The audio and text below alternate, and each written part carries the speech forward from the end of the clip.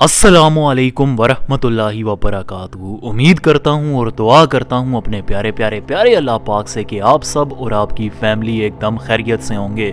सो आज फिर से तुम्हारा ये प्यारा अजान भाई हाजिर है तुम्हारी खिदमत में एक रियल हॉरर स्टोरी लेकर। इसीलिए फटाफट से आयतल कुर्सी पढ़ लो और हम शुरू करते हैं।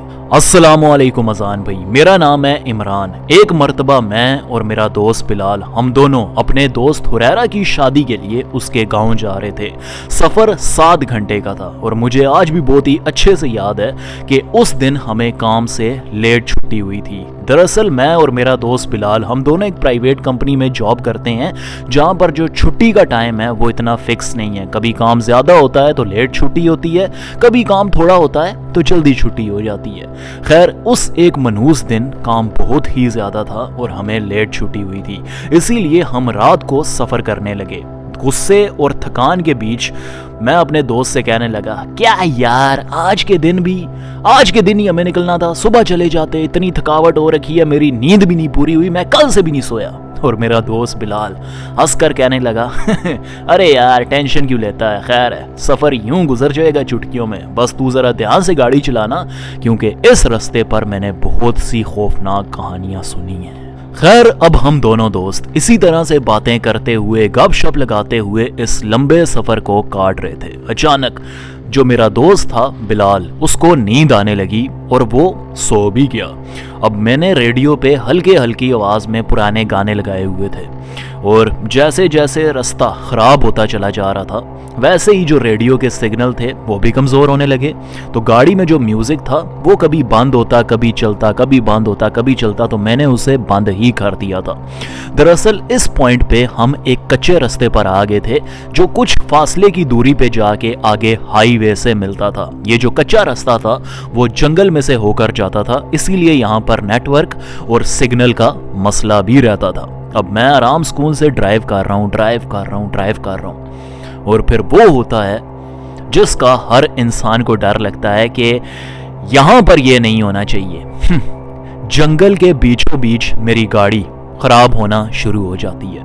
अचानक वो रुक जाती है और मैं जो है ना गाड़ी से बाहर निकलता हूँ और बोनट को हाथ लगाता हूँ तो वो बहुत ही ज़्यादा गर्म होता है। दरअसल बहुत देर तक गाड़ी चलाने की वजह से जो इंजन था वो गर्म हो गया था। खैर, जैसे ही बोनट हाथ लगाने के काबिल हो जाता है, मैं गाड़ी का बोनेट खोलता हूँ और अंदर से बहुत ही ज़्यादा, हद से भी ज़्यादा धुआं निकलता है। इतना ज़्यादा आसान भाई कि मुझे अपनी आंखें बंद करनी पड़ जाती हैं। खैर, जैसे ही मैं कुछ देर बाद अपनी आंखें खोलता हूँ तो मुझे उस धुएं में किसी बहुत ही खौफनाक बुढ़िया यानी कि औरत की शक्ल दिखाई देती है। अब ये मेरी गलतफहमी भी हो सकती है, इसीलिए मैं अपनी आंखों को मलता हूँ और दोबारा से देखता हूँ, लेकिन मुझे वहां पर कोई भी दिखाई नहीं देता। खैर, मैं गाड़ी में से एक पानी की बोतल निकाल कर लाता हूं इंजन पे डालने के लिए और जैसे ही मैं उस पानी की बोतल को खोल रहा होता हूं, मुझे ऐसा लगता है कि मेरे पीछे कोई है। इस तरह का एहसास कभी आपने महसूस किया कि आपके पीछे कोई है और आपको पता है लेकिन आप पीछे देखना नहीं चाहते? खैर, मेरी भी यही हालत थी। खैर, मुझे किसी के विस्पर यानी कि सरगोशी की आवाज आने लगी। मैंने जैसे ही पीछे मुड़ के देखा तो मुझे एक बहुत ही खौफनाक दिखने वाली औरत दिखाई दी। अब मैं उसे देखकर बहुत ही ज्यादा डर गया, क्योंकि वो औरत दिखने में खौफनाक तो थी ही, लेकिन मजे की बात है कि वो हवा में भी उड़ रही थी। उस औरत की जो स्किन थी वो उसकी हड्डियों के साथ ऐसे चिपकी हुई थी जैसे कि इस औरत के अंदर कोई चर्बी ही ना हो। एक और इम्पोर्टेंट डिटेल मैंने उस औरत में नोटिस की कि कैसे उसके सर के एक साइड पे बाल थे और दूसरी साइड पर बिल्कुल भी नहीं थे। उस औरत के चेहरे पर एक बहुत ही गंदी सी मुस्कुराहट थी और उसकी आंखें खून की तरह लाल थी। उसने मेरे ऊपर अपनी आंखें टकाई हुई थीं और जैसे ही मैंने थोड़ा और गौर से देखने की कोशिश की, वो औरत चुटकियों में वहां से गायब हो गई। गौर से सुनना, चुटकियों में, आराम से नहीं बल्कि चुटकियों में, जैसे एकदम इंसान किसी सुपर पावर के जरिए गायब हो जाता है। अब इतनी सर्दी थी लेकिन इसके बावजूद मुझे बहुत ही ज़्यादा पसीना आ रहा था। मैं फटाफट से गाड़ी के अंदर बैठ जाता हूँ और गाड़ी के अंदर अभी भी जो मेरा दोस्त है बिलाल वो सो रहा है और मैं डर के मारे कुछ बोल नहीं पा रहा कि मैं इसे जगाऊं, कुछ भी करूं। नहीं, खैर मैं अल्लाह का नाम लेकर गाड़ी को दोबारा से स्टार्ट करता हूं और अल्लाह का लाख लाख शुक्र है गाड़ी स्टार्ट भी हो जाती है। उस रात के अंधेरे को चीरते हुए मैं आगे बढ़ता हूं और आगे जाकर कुछ फासले के ऊपर दोबारा से मेरी गाड़ी फिर से ख़राब हो जाती है, मतलब ख़राब होने वाली होती है, मतलब रुक रुक के चलती है। और इस दफ़ा मैं उसे जानबूझ के नहीं रोकता। मैं खुद से, मुझे आज भी याद है, मैंने खुद से कहा कि अब ये गाड़ी रुकेगी, मैं तो इसे नहीं रोकने वाला।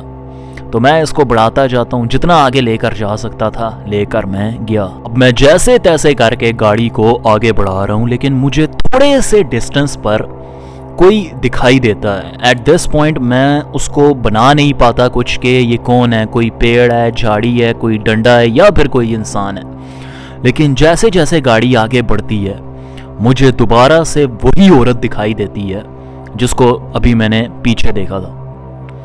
जैसे ही मैं उस औरत की तरफ देखता हूँ मैं गाड़ी को थोड़ा सा और तेज कर देता हूँ, ये सोचते हुए कि ये कोई भी है आगे से हट जाएगी। लेकिन जैसे ही मैं उस डिस्टेंस को मेजर कर रहा होता हूँ कि मेरी गाड़ी अभी सेट करने वाली है, वो खुद औरत मेरी गाड़ी की तरफ भागना शुरू कर देती है और इतनी तेजी से भागकर छलांग लगा के वो औरत एकदम मेरी गाड़ी के विंडशील्ड के ऊपर होती है। उसका चेहरा बिल्कुल मेरे चेहरे के सामने होता है। मैं डर के मारे चीख मारता हूँ और इसी बीच गाड़ी का जो बैलेंस है वो बिगड़ जाता है और गाड़ी आगे जाकर एक दरख्त से टकरा जाती है, बहुत ही बुरी तरह से, इतनी बुरी तरह से कि मैं बेहोश भी हो जाता हूँ। जब मुझे थोड़ा सा होश आता है तो मेरा दोस्त बिलाल भी जाग गया होता है, उसने अपना सर पकड़ा होता है और मैं उससे पूछता हूँ तू ठीक है? बिलाल मुझसे कहता है हाँ मैं तो ठीक हूँ, लेकिन ये सब हुआ कैसे, क्या हुआ है? तो मैं उसे बताता हूँ कि कैसे यहाँ पर कोई ना कोई बुरा साया ज़रूर है। मेरा दोस्त कहता है हाँ मैंने तुझे पहले ही वार्न किया था, ये रास्ता बिल्कुल भी सेफ़ नहीं है, इसके बारे में मैंने बहुत सी कहानियाँ सुन रखी हैं, मुझे शुरू से इस जगह के बारे में अच्छा फील नहीं हो रहा था। रुक, मैं हुरैरा को कॉल करता हूँ, शायद वो हमारी कुछ मदद कर सके। खैर मैं और मेरा दोस्त जैसे तैसे करके उस गाड़ी से बाहर आते हैं और मेरा दोस्त हुरैरा को कॉल करने ही वाला होता है कि वो देखता है कि उसके फ़ोन में एक सिग्नल भी नहीं आ रहा, बिल्कुल भी नहीं, एकदम जैसे सिम डली ही ना हो, कोई बार आ ही नहीं रहा था सिग्नल का। अब मेरा दोस्त मेरी तरफ देखकर कहता है यार सिग्नल ही नहीं है। बहुत ही बुरा सा मुंह बनाकर वो मुझे ये बात बोलता है, लेकिन इतने में उसका फ़ोन रिंग करना शुरू कर देता है। मेरे दोस्त के चेहरे पर कन्फ्यूजन तो होती है लेकिन इतनी ज़्यादा नहीं। खैर वो जैसे ही उस कॉल को उठाता है तो उस फोन में से अजीब सी चमक उठती है, एकदम फ्लैश की तरह, और वो फोन पूरी तरह से बंद हो जाता है, डेड एकदम। हालांकि बैटरी भी अच्छी खासी थी, सब कुछ ठीक था उस फोन के अंदर, लेकिन अचानक से जैसे ही हमने उस कॉल को उठाया बुम, वो फोन ही ऑफ हो गया। अब इतने में मुझे किसी के गुर्राने की आवाज आने लगी, जैसे कोई जंगली जानवर गुस्से में आ गया हो। तो मैं अपने दोस्त बिलाल की तरफ देखता हूं और उससे कहता हूं कि क्या तुझे भी ये आवाज आ रही है? मेरा जो दोस्त बिलाल है वो अभी भी अपने उस डेड फोन की तरफ देख रहा होता है और अचानक से वो मेरी तरफ देखता है। मेरे दोस्त का चेहरा एकदम खाक की तरह हो रखा था, सुर्ख जैसे मुर्दे की शक्ल नहीं होती, एकदम नीली पड़ चुकी थी। उसकी आंखें खून की तरह लाल, और सबसे ज्यादा खौफनाक बात यह थी कि उसके ये जो दांत थे उनको मैं लिटरली बड़ा होते हुए देख रहा था, एकदम बड़ा होते हुए, जैसे उनका साइज बढ़ रहा हो। और साथ ही साथ उसके नाखूनों को भी मैं बड़ा होते हुए देख रहा था, जो कि पहले से बहुत ही ज्यादा तेज और नुकीले लग रहे थे।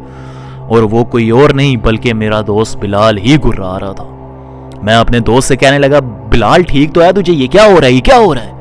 और इतने में वो मेरे चेहरे के ऊपर अपने उन तेज नाखूनों से वार करता है और मुझे बिल्कुल नीचे गिरा देता है और एकदम मेरे ऊपर आ जाता है और अपने नाखूनों से वो मेरे सीने पर, मेरी शक्ल के ऊपर हमला कर रहा होता है। मैं ग्लासेस लगाता हूँ इसीलिए मेरी आंखें बच गईं, वरना जिस तरह के उसने हमले किए थे मुझे नहीं लगता कि मेरी आंख बचती। अब इतने में मैं कोई चीज़ ढूंढने लगा जिससे मैं अपना बचाव कर सकूं, और रास्ते में मुझे एक टूटा हुआ पत्थर मिल गया, मतलब एक ईंट की तरह ना। मैंने जैसे ही उस टूटी हुई ईंट को उठाया और बिलाल के मुंह पे रख के मारा।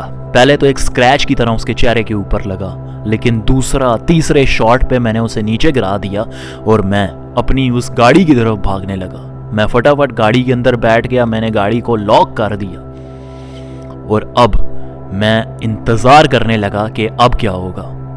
खैर मैं आगे पीछे सब कुछ देख ही रहा था जंगल के अंदर। इतने में मेरी गाड़ी की बैक सीट पे नजर पड़ती है जहां पर मुझे एक रॉड दिखाई देता है, छोटा सा। मैं उस रॉड को उठा लेता हूं और तैयार हो जाता हूं खुद को डिफेंड करने के लिए। मैं अपनी जो नजरें हैं वो चारों तरफ घुमा रहा हूं कि अभी कहां से आएगा वो, कहां से आएगा वो, क्योंकि मुझे बहुत ही अच्छी तरह से याद है कि जब मैं गाड़ी की तरफ भागा था वो भी मेरे पीछे भागा था। इतने में बिलाल पता नहीं कहां से एकदम गाड़ी की छत के ऊपर छलांग लगा देता है और अपने नाखूनों से गाड़ी की जो छत होती है उसको चीरने की कोशिश करता है। इसकी इसी आवाज ने मेरे कानों को फाड़ना शुरू कर दिया था। मेरे कानों में इस आवाज से दर्द होने लगा। उसके नाखून इतने ज्यादा तेज कि गाड़ी की छत के अंदर, जो कि बाय द वे लोहे की बनी होती है, ऑब्वियसली आपको पता ही होगा, उसके अंदर उसके ये नाखून ढस रहे थे और फंस के जो है ना गाड़ी की छत ऊपर नीचे पूरी गाड़ी हिल रही थी। अब इसी बीच बिलाल अपने उन तेज नुकीले नाखूनों के सहारे उस गाड़ी की छत को एकदम फाड़ देता है और एकदम उसका हाथ अब गाड़ी के अंदर एकदम। और मुझे याद है मैं उसकी हाथ की तरफ देख रहा था, एकदम जैसे मुर्दों के हाथ होते हैं। और क्योंकि जैसे ही उसने अपना हाथ गाड़ी के अंदर डाला था तो जो लोहा था उसकी वजह से उसका ये जो फोर आर्म था वो पूरा स्क्रैच हो चुका था। अब उनमें से भी खून आना शुरू हो चुका था। अब मेरे डर की हद पार हो चुकी थी। मुझे ऐसा लग रहा था कि मैं किसी बुरे सपने के अंदर हूँ। मैं फटाफट से गाड़ी से बाहर निकलता हूँ और जैसे ही मैं भागने लगता हूँ मेरा पाँव किसी चीज़ से टकराता है और मैं नीचे गिर जाता हूँ और मैं देखता हूँ कि गाड़ी की छत के ऊपर बिलाल चढ़ा हुआ है। वो फटाफट से मेरे ऊपर छलांग लगाता है और मैं फौरन उसे डॉज करते हुए दोबारा से भागना शुरू कर देता हूँ। वो मुझे पकड़ने लगता है, मेरे पीछे भागता है और इतने में वो मुझे पहुंच भी जाता है, यानी मुझे पकड़ लेता है। पहले वो मुझे गिराता है और फिर मेरा गला अपने तेज हाथों से पकड़कर मुझे ऊपर उठाने लगता है। वो मुझे याद है कि कैसे ऐसा जब वो कर रहा था मेरी ये जो जुबान थी बाहर आना शुरू हो गई थी। मुझे सांस नहीं आ रही थी। मेरे हाथ में जो रॉड था जो मैंने डर के मारे इतने जोर से पकड़ा था कि मुझे ऐसा लग रहा था कि ये मेरे जिस्म का हिस्सा है। मैं एक ही बार उसे घुमाकर बिलाल के सर पे मारता हूँ और बिलाल नीचे गिर जाता है और इस मर्तबा वो कांपना शुरू कर देता है। मैं रिपीटेडली बिलाल के सर के ऊपर हमला करता हूँ, 1 शॉट 2 शॉट मारे जा रहा हूं मैं। अब मेरी जगह आप होते तो क्या करते? खैर वही मैं भी कर रहा था। मैं उसे मार रहा हूं और मैंने उसे इतनी बुरी तरह मार दिया है कि मतलब उसका चेहरा नहीं दिखाई दे रहा, सिर्फ खून नजर आ रहा है इस टाइम पे। और वो एकदम अब उसको देखकर ऐसा लगता है कि अब वो वापस उठने नहीं वाला। और जैसे ही मैं थोड़ा खुद को संभालता हूँ मेरा सर जो है हल्का हो जाता है, मुझे चक्कर आते हैं और मैं वहीं पर ही बेहोश हो जाता हूँ। अगली दफा जब मेरी आंख खुलती है तो हॉस्पिटल में खुलती है और मेरे सामने एक नर्स खड़ी होती है। जब वो नर्स मुझे होश में आता देखती है वो फटाफट कमरे से बाहर चली जाती है और डॉक्टर को लेकर आती है। डॉक्टर मुझे बताता है कि कैसे मैं एक हॉस्पिटल में हूँ और मैं पूरे 1 हफ्ते से बेहोश हूँ। गांव के कुछ लोगों ने मेरी गाड़ी को देखा और मुझे थोड़ा सा आगे जाके जंगल में पाया। तो मैं उनसे पूछने लगा कि मेरे साथ एक और लड़का था बिलाल, उसने मेरे ऊपर हमला भी किया एंड एवरीथिंग। तो डॉक्टर कहते हैं और कि हमें आपके साथ कोई और बिल्कुल भी नहीं मिला, लेकिन हम आपके लिए जो है ना पुलिस वगैरह को बुला लेते हैं। पूरा जंगल छान मारते हैं लेकिन मेरा दोस्त उन्हें कहीं पर भी नहीं मिलता। अब इस कहानी को 3 साल से भी ज़्यादा हो चुके हैं और बिलाल का आज तक कुछ पता नहीं है कि वो कहाँ गया, उसके साथ क्या हुआ, कैसे हुआ। मुझे डॉक्टर ने बताया कि कैसे ये जो सब तुम मुझे बता रहे हो ये एक बुरा ख्वाब हो सकता है क्योंकि तुम पूरे 1 हफ्ते से बेहोश थे तो इसका तुम्हारे दिमाग के ऊपर ज़रूर असर पड़ा होगा। लेकिन मैं बहुत ही अच्छी तरह से जानता हूँ अजान भाई कि मेरे साथ जो हुआ है वो बिल्कुल हकीकत है, एकदम रियल है, as real as it can get. तो खैर यार, यही थी आज की रियल हॉरर स्टोरी जो कि हमारे एक सब्सक्राइबर ने मेरे साथ मेरे इंस्टाग्राम पे शेयर की थी। अगर तुम्हारे पास भी ऐसी कोई खौफनाक हॉरर स्टोरी या कोई ऐसा हादसा है जो तुम्हारे साथ पेश आया है, तो मेरे साथ मेरे इस इंस्टाग्राम पर ज़रूर शेयर करना। मैं उसके ऊपर ज़रूर एक प्यारी सी वीडियो बनाना चाहूँगा। और अगर आप मेरे इस चैनल पर नए हो तो इसे ज़रूर सब्सक्राइब कर देना और कॉमेंट सेक्शन में ज़रूर कुछ ना कुछ लिख के जाना। मुझे आपका कॉमेंट पढ़ने में बहुत ही ज़्यादा मज़ा आता है। तो लाजमी आपने कुछ ना कुछ कमेंट करना है। तब तक के लिए अपना ख्याल रखना। जज़ाकल्लाह। अल्लाह हाफिज़।